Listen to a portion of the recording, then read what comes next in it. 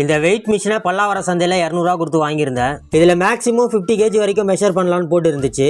இது ஒரு பாக்ஸ் பீஸாக இருந்தனால தான் நான் வாங்கினேன். நான் ஆன் பண்ணனே ஆன் ஆகிடுச்சு. இதை செக் பண்ணானா எனக்கே பைத்தியம் பிடிச்சிடும் போல். மெஷர்மெண்ட்லாம் மாற்றி காமிக்குது. இப்போ செக் பண்ணி காட்டுறேன் பாருங்கள். ஃபஸ்ட்டு வெயிட் போடும்போது 4 கிலோ 26 கிராம் காட்டுது. அதே வெயிட்டை ரெண்டாவது செக் பண்ணால் 3 கிலோ 94 கிராம் காட்டுது. மெஷர்மெண்ட்டு அக்யூரேட்டாக காட்ட மாட்டேங்குது. இதில் 50 kg வரைக்கும் மெஷர் பண்ணலான்னு போட்டு இருந்துச்சு. கொஞ்சம் ஹெவியாக மெஷர் பண்ணலாமேன்றதுக்காக இந்த பேட்டரியை மெஷர் பண்ணேன். 19 கிலோ வரைக்கும் ரீடிங் காட்டுது. ஃபுல்லாக ஆஃப் ஆகிடுது.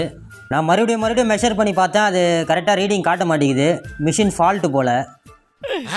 ஏமாத்தி போட்டாங்க பெரியப்பா. நார்மலான வெயிட் மிஷினை நம்ம கலட்டி ரெடி பண்ண பார்க்கலாம். இது டிஜிட்டல். இது உள்ள ஒரு சின்னதாக சிப்பு வச்சு ப்ரோக்ராம் பண்ணியிருப்பாங்க. நம்மளால ரெடி பண்ண முடியாது. இருந்தாலும் ஓப்பன் பண்ணி உள்ள என்ன இருக்குன்னு பார்ப்போம். நான் அதை பார்க்கணும்.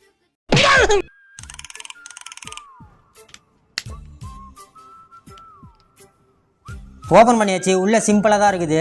ஒரே ஒரு போர்டு, அதை போர்டில் ப்ரோக்ராம் பண்ணியிருப்பாங்க. மற்றபடி ஒயரெல்லாம் நல்லா தான் இருக்குது. எதுவும் கட்டான மாதிரி தெரியல. இதுதான் வெயிட்டை மெஷர் பண்ணி போர்டுக்கு அனுப்போம். இதுவும் பார்க்குறதுக்கு நல்லா இருக்க மாதிரி தான் தெரியுது. ஏதோ ஒரு டேமேஜ் ஆகலை. ப்ரோக்ராம் பண்ணதில் ஃபைல் ஏதோ கரெக்டாக இருக்குது போல். அதான் மெஷர்மெண்ட்டு தப்பாக காட்டுது. இது நம்மளால் ரெடி பண்ண முடியாது. சந்தையில் எடுக்கிற பொருள் இந்த மாதிரி லாஸும் ஆகும் நம்மளுக்கு. அது எதுவுமே பண்ண முடியாது. பல்லாவரம் சந்தையை கவர் பண்ணி ஃபுல் வீடியோ போட்டிருக்கேன். அந்த வீடியோட லிங்க் இந்த ஏரோ மார்க் நேராக கொடுக்குறேன். டச் பண்ணி செக் பண்ணி பாருங்கள். அவ்வளவுதான்டா. இதுக்கு போய் ஃபீல் பண்ணிக்கிட்டு இப்படி ஓபன் பண்ணியாச்சு போ. நிறைய வேலை கிடைக்கு எனக்கு. உட்கார கேட்டா சொல்லு.